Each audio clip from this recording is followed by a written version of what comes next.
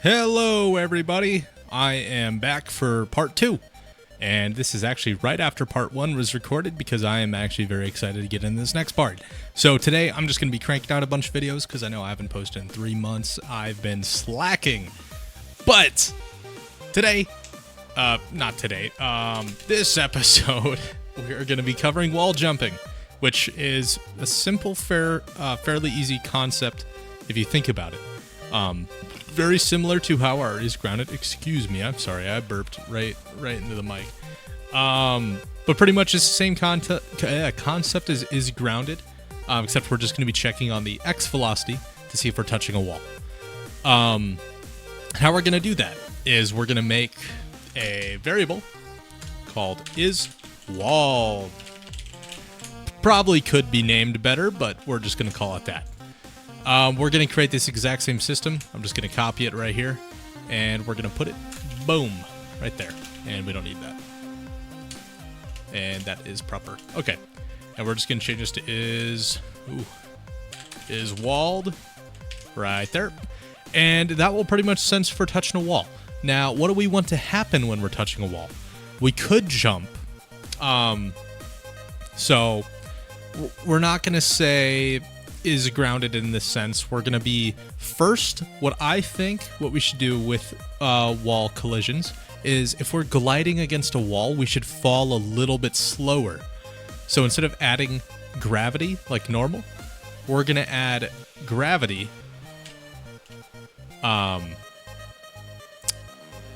Sorry. Okay, wait. I'm going to make a temporary variable above this. So var grav add is just what I'm going to call this, gravity, right? And then we're actually going to add grav add, but we're going to say if isWalled grav add, grav add multiply equals by 0.5. So this will just take, oopsie, what am I doing? Jeez, off day. So if you're on a wall, it'll multiply by grav add by a half, pretty much. And that will pretty much make half the amount of gravity being added when you're on a wall. So we're actually just going to test this quick. So I'm going to move like normal. If I jump, I fall like normal. But if I'm touching a wall, that might not be might not be easy to visualize. We will do this, and we're going to make a little platform to go up as well. Just like this. So if I were to go up here, and then I were to do this, might be hard to tell. We're going to make this way more extreme, just to see. So we're going to multiply by 1, or 0.1. Yeah, it definitely does it there. That actually is probably a better amount. So if we're touching a wall, we'll fall much slower versus that. But if you also jump up a wall, there's an issue there. So we definitely need to get it so it doesn't, do that with the value here. So what we're going to do is if isWalled, we're just going to say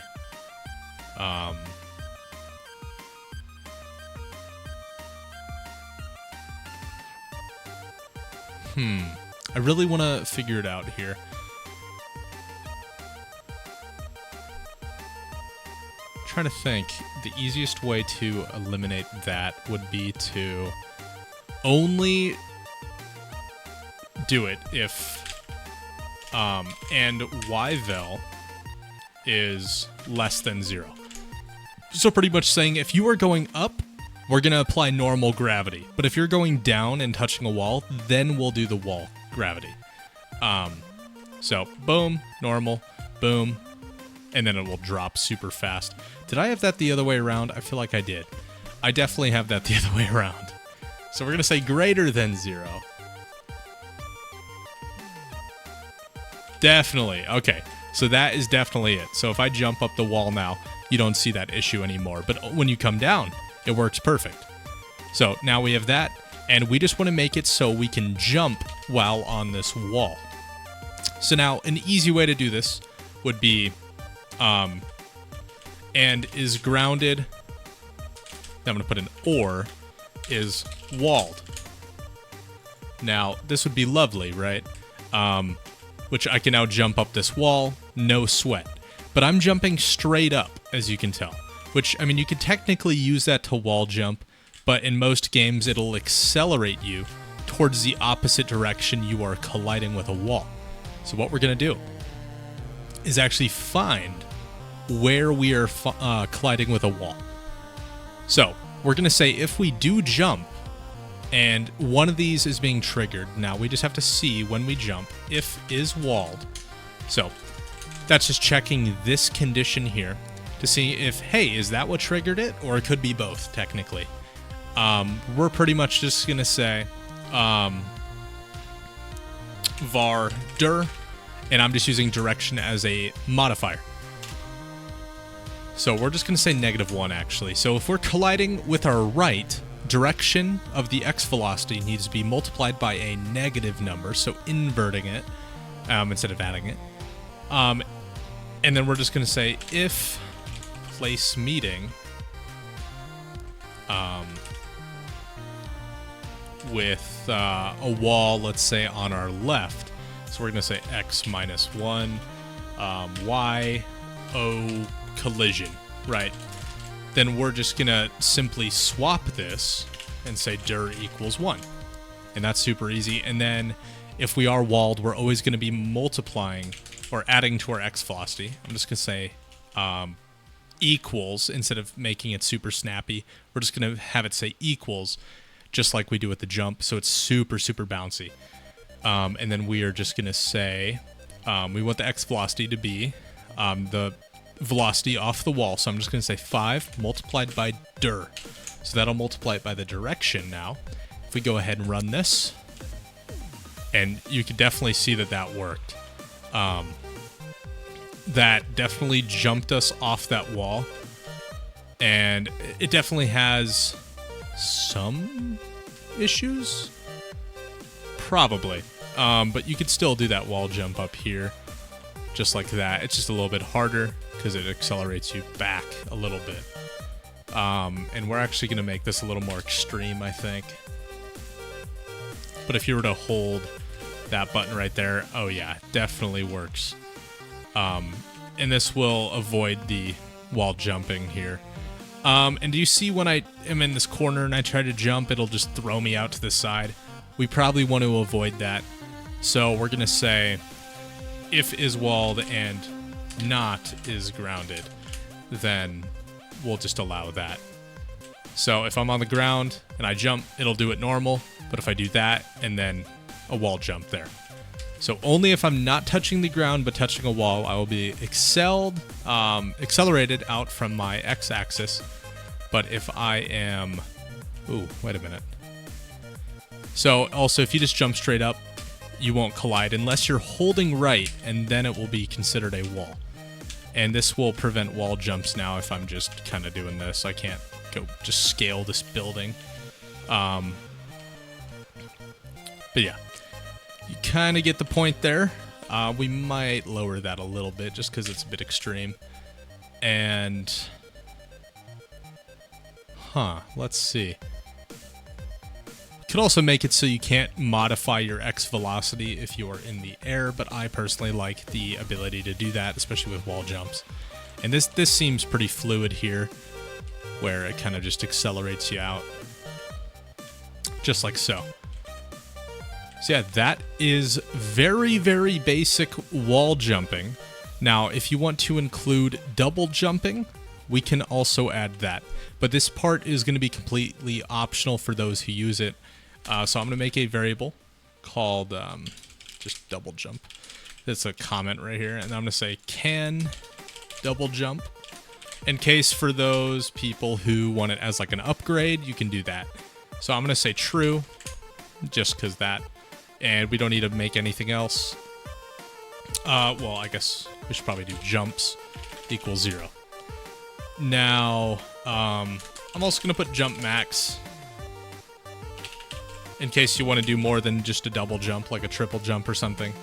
Then we're going to do this. Jump max, we're just going to put as 2. And when you first jump, right, if jump and this or that. So technically, if you're doing double jump, these are kind of irrelevant. So what we are going to do though is do jump plus plus, jumps plus plus, sorry. And we're going to say, so if you jump and this thing right here. Now, not always the case. So we're going to put, we're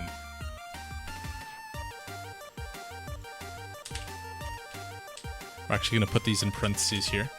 And we're going to put another condition. Can double jump. And jumps is less than jumps max. That will pretty much say, hey, if you can double jump, even if you're not grounded or walled, then you could pretty much just say, hey, I can double jump and I haven't reached my max jumps. So allow the jump and add 1 to the jump counter. And this will pretty much say, hey, if jumps is greater than jump max, then I can't jump anymore. So it'll just stop, and then I can't technically jump again until it's reset. So now when I say is grounded, we could just say jumps equals 0. Super easy way. It'll just reset the clock. So if I do 1, 2, but cannot jump on the third. So 1, 2, 1, 2. And this does still allow for infinite wall jumps, but when you're in air, you can only jump twice, just like so. Now, if I wanted to up this to, let's say, 5 jumps, you can just change it from there. You can do 1, 2, 3, 4, 5, and then I cannot jump again until I hit the ground. Now, let's say I still have all this active and I just say false. I don't like double jumping. Don't want it to be in there, but I don't want to delete it. You can just do that, and now I can only single jump, but I can still wall jump and everything just like before. But yeah, that is the super simple wall jumping, double jump system. Whatever you want to call it, it's just a bunch of shenanigans and whatever. Next part, we'll probably get into tile set collisions, just so you guys can set up that system so you can easily do some world building. And that is the part that I'm going to struggle with my artistic vision. So I'm going to try to make it look pretty snazzy for you guys and have a good third part for you. Anyways, that is all I have for you today, and I will see ya.